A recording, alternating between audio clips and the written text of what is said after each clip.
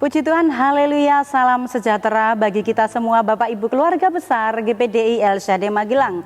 Kita bersyukur berjumpa dalam Renungan 79 hari ini karena kita percaya setiap firman itu adalah merupakan kebutuhan atau sebagai makanan rohani bagi kita. Bapak Ibu, mari kita sama-sama membuka Alkitab kita di dalam Yohanes pasal 6 ayat 1 sampai 9. Agak panjang pembacaan ini tetapi kita akan sama-sama menyimak Alkitab kita. Yohanes 6 ayat 1 sampai 9. Sesudah itu Yesus berangkat ke seberang danau Galilea, yaitu danau Tiberias. Orang banyak berbondong-bondong mengikuti dia karena mereka melihat mujizat-mujizat penyembuhan yang diadakannya terhadap orang-orang sakit. Dan Yesus naik ke atas gunung dan duduk di situ dengan murid-muridnya. Dan Paskah, hari raya orang Yahudi, sudah dekat. Ketika Yesus memandang sekelilingnya dan melihat bahwa orang banyak berbondong-bondong datang kepadanya, berkatalah ia kepada Filipus, "Di manakah kita akan membeli roti supaya mereka ini dapat makan?" Hal itu dikatakannya untuk mencobai dia, sebab ia sendiri tahu apa yang hendak dilakukannya. Jawab Filipus kepadanya, "Roti seharga 200 dinar tidak akan cukup untuk mereka ini, sekalipun masing-masing mendapat sepotong kecil saja." Seorang dari murid-muridnya, yaitu Andreas, saudara Simon Petrus, berkata kepadanya, "Di sini ada seorang anak yang mempunyai 5 roti jelai dan 2 ikan. Tetapi apakah artinya itu untuk orang sebanyak ini?" Puji nama Tuhan, Bapak Ibu, luar biasa. Hari ini kita akan belajar firman Tuhan dan saya memberikan tema adalah apa yang ada padamu. Bapak Ibu, kalau kita belajar tentang pelayanan Yesus itu selalu diikuti oleh banyak sekali orang. Kenapa? Orang-orang yang mengikuti Yesus ini ada berbagai macam tujuan dan alasan mereka. Ada yang mengikuti Yesus hanya karena ingin melihat mujizat-mujizat yang Yesus lakukan. Tetapi ada yang dengan tulus mereka mengikuti Yesus karena ingin mendengarkan pengajaran-pengajaran daripada Yesus. Dan waktu Yesus bersama dengan murid-muridnya ingin menyendiri karena memang mereka lelah ya, secara manusia tentu saja lelah, banyak melayani banyak orang itu dibutuhkan sebuah pengasingan diri atau beristirahat. Tetapi kalau kita membaca dalam pembacaan ini, mereka sekalipun berusaha menyendiri tetapi orang banyak selalu mencari tahu kemana mereka akan pergi, di mana mereka berada.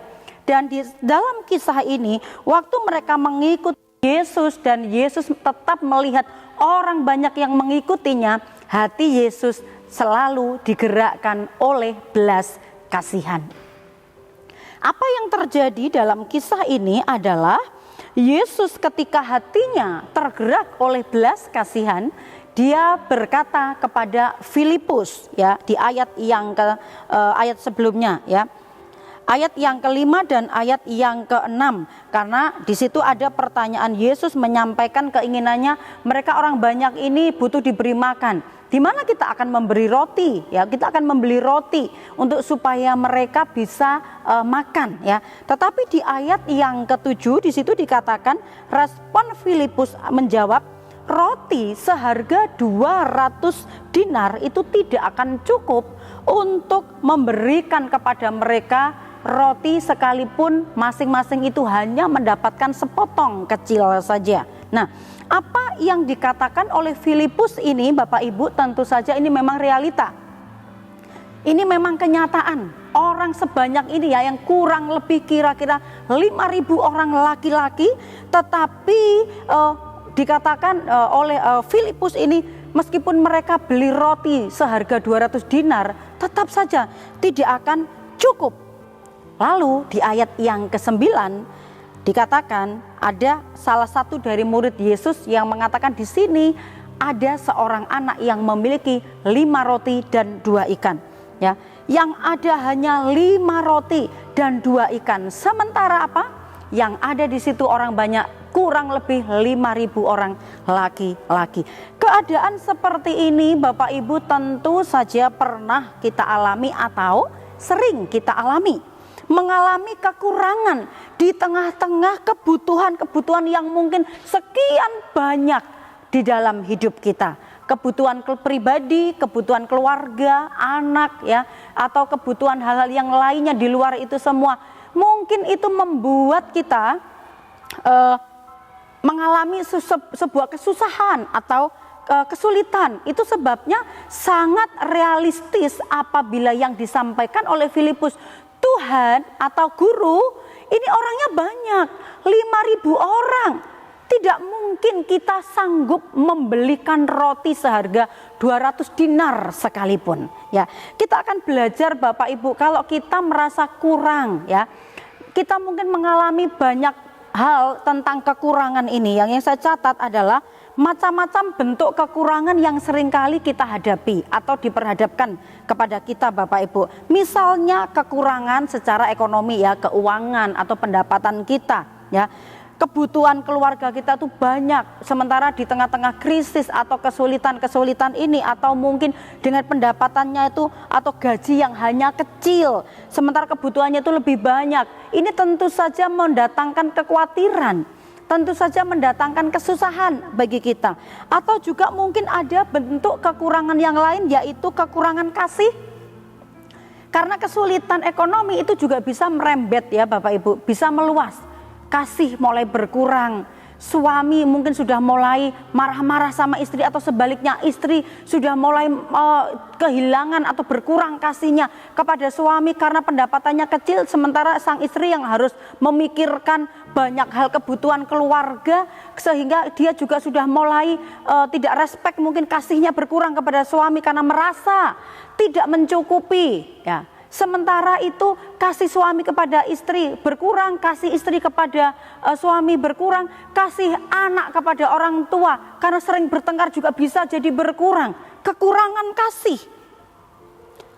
Ada juga yang menyebutkan tentang kekurangan hikmat. Ini mungkin merasa tidak mampu menyelesaikan pendidikan, saya tidak sanggup menyelesaikan skripsi, saya tidak mampu, tidak memiliki prestasi apa-apa, merasa tidak sanggup menyelesaikan tugas-tugas dalam belajar saya, merasa kemampuan saya hanya bisa sampai di sini, tidak bisa lebih. Kemampuan saya ini tidak seperti orang-orang intelek pada umumnya ya, merasa kurang. Ada juga hal lain yang mungkin kita merasa kurang dalam hal pelayanan. Kita merasa terbatas, hanya bisa sedikit bernyanyi, hanya bisa sedikit bermain musik, hanya tahu sedikit, hanya dan hanya. Kita merasa kurang. Itu sebabnya Bapak Ibu, kalau kita melihat belajar, manusia merasa tahu saya hanya punyanya ini, saya kemampuannya hanya sebatas ini, yang saya miliki hanya ini. Dan Yesus bertanya kepada kita, apa yang ada padamu? Apa yang ada pada kita? Mungkin kalau di dalam konteks pembacaan kita hanya 5 roti dan 2 ikan. Kalau kita aplikasikan di dalam kehidupan kita, ini bisa berbicara mungkin gaji saya, keuangan saya hanya sedikit, hanya ini. Kasih saya tinggal sedikit untuk keluarga saya, untuk orang-orang yang saya kasihi. Hikmat atau kemampuan saya hanya sedikit, tidak sepandai orang-orang yang ada di kanan kiri saya. Kemampuan pelayanan saya juga terbatas, hanya bisa sedikit bernyanyi. Bapak Ibu yang dikasihi oleh Tuhan, apa yang ada pada saya dan saudara, apa yang ada pada kita, tetapi tetap ada diperhatikan oleh Tuhan. Tuhan tetap memperhatikan sekalipun hanya kecil, hanya sedikit yang kita punya. Keuangan kita hanya sedikit, potensi kita hanya kecil. yang menurut pemandangan kita, saya tidak bisa lagi berbuat apa-apa. Apa yang akan saya buat? Apa yang harus saya sampaikan? Apa yang harus saya lakukan dengan yang sedikit ini dalam diri saya? Apa yang harus kita lakukan, Bapak Ibu? Yang harus kita lakukan adalah kita mau terbuka dengan Tuhan. Tuhan, saya hanya punya ini. Tuhan, saya percaya bahwa yang sedikit ini kalau saya serahkan kepada Tuhan, Tuhan itu mampu melakukan yang besar di luar kemampuan saya. Kita berserah kepada Tuhan, membuka diri, membuka hati untuk Tuhan, kepada Tuhan, percaya dan menyerahkan kepada Tuhan. Lalu yang harus kita lakukan selain percaya menyerahkan diri kepada Tuhan, maka kita juga harus bertindak, punya tindakan, tidak menyerah pada keadaan. Kalau saat ini mungkin ekonomimu merasa, wah gajiku kecil, mungkin Tuhan memberikan hikmat, kita minta hikmat kepada Tuhan, apa yang bisa saya lakukan untuk menambah penghasilan saya atau pendapatan saya. Kalau saat ini mungkin kita merasa kemampuan saya sangat terbatas, hanya bisa sedikit bernyanyi, kita bisa, apa yang kita lakukan? Kita taat saja, mengasahnya. Kita mengasah kemampuan kita, berlatih. Misalnya saat ini di gereja kita sementara untuk mengadakan pelatihan bagi pelayan-pelayan Tuhan, singer, WL maupun musik, pelayan-pelayan yang lainnya mengadakan pelatihan khususnya saat ini untuk WL dan singer yang ingin bertambah kemampuannya dalam bidang menyanyi Nah, kalau di dalam ayat yang ke-10 tadi dikatakan Yesus ingin melakukan mujizat, tetapi Yesus pun menyuruh orang banyak dan juga murid-muridnya, suruh mereka duduk, dan mereka taat duduk. Mereka harus taat. Kalau kita mau sesuatu yang kita punya ini juga dikembangkan atau diberkati oleh Tuhan, dipakai oleh Tuhan, kita juga harus taat. Tuhan melakukan apa yang akan dilakukan, tapi kita juga melakukan bagian kita. Kita taat dan juga bertindak seperti apa yang Tuhan mau dalam kehidupan kita. Melalui siapa? Pemimpin-pemimpin kita, melalui orang-orang yang memang Tuhan pakai untuk menjadikan kita, mengembangkan potensi-potensi kita. Kita taat. Kalau kurang pandai bernyanyi saat ini, sementara gereja atau visi misi dari Ibu Gembala meningkatkan kualitas pelayanan, nah maka kita harus bisa taat, bisa bertindak dengan latihan, mengasah kemampuan kita untuk bernyanyi. Kita taat mengikuti pelatihan. Saat ini kita diminta untuk mengirimkan video bernyanyi, taat mengirimkan video. Karena apa? Kita ingin meningkatkan dari yang kecil itu, meningkatkan yang hanya sedikit itu. Tuhan sanggup ubahkan kalau kita juga ada tindakan, tidak menyerah, tapi kita bertindak, kita melakukan seperti kalau Tuhan mau kita maju, kita pun mau maju, bertindak untuk melakukan hal-hal yang lebih dari sebelumnya. Kita percaya kepada Tuhan, tetapi juga ada bagian yang harus kita lakukan. Ada bagian yang Tuhan lakukan, tapi juga ada bagian yang harus kita lakukan, Bapak Ibu. Yaitu apa? Kalau Tuhan melakukan, yang Tuhan lakukan adalah Tuhan sanggup melipat gandakan apa yang kita punya. Kalau kita berusaha, kita belajar, kita mengusahakan dengan tindakan-tindakan yang bisa dengan sekuat tenaga, semampu kita, sepenuhnya kita melakukan, maka Tuhan pasti akan melakukan bagiannya. Apa yang Tuhan lihat dalam ayat 11 sampai 12, di situ 5 roti dan 2 ikan ketika ada di tangan Yesus itu mencukupkan untuk mengenyangkan atau memuaskan banyak orang tadi, Bapak. Secara logika tidak mungkin ini terjadi, tetapi ketika 5 roti 2 ikan ada di dalam tangan Yesus, diserahkan kepada tangan Yesus, maka dikatakan itu sanggup dilipat gandakan, dicukupkan, dipuaskan oleh Yesus. Efesus 3 ayat yang ke-20, bagi Dialah yang dapat melakukan jauh lebih banyak daripada yang kita doakan atau kita pikirkan, seperti yang ternyata dari kuasa yang bekerja di dalam kita. Ingat Bapak Ibu, kuasa yang bekerja di dalam kita. Jadi kalau kita mungkin hanya punya 5 roti 2 ikan, hanya punya sedikit kemampuan, tetapi di tangan Yesus, Yesus mampu melakukan jauh lebih besar, jauh lebih banyak, lebih dari apa yang kita pikirkan. Mazmur 37 ayat yang kelima, serahkanlah hidupmu kepada Tuhan dan percayalah kepadanya dan ia akan bertindak. Percayalah Bapak Ibu, tindakan-tindakan Tuhan itu juga Tuhan mau melihat bagaimana tindakan kita, bagaimanakah usaha kita, bagaimanakah kemampuan yang diasah itu, ketika diasah sekaligus kita serahkan kepada Tuhan. Apa yang bisa kita lakukan, apa yang tidak bisa kita lakukan, kita serahkan ke Tuhan. Tuhan yang akan memberi, melengkapi, dan juga melipat gandakan dari apa yang kita miliki. Haleluya. Tuhan memberkati kita. Kiranya renungan firman Tuhan ini boleh memotivasi kita Bapak Ibu. Jangan berdiam diri, jangan berserah diri saja, tetapi berserah kepada Tuhan sekaligus bertindaklah. Apa yang harus kita lakukan, bisa kita lakukan sekuat tenaga, sungguh-sungguh, dan kita serahkan kepada Tuhan.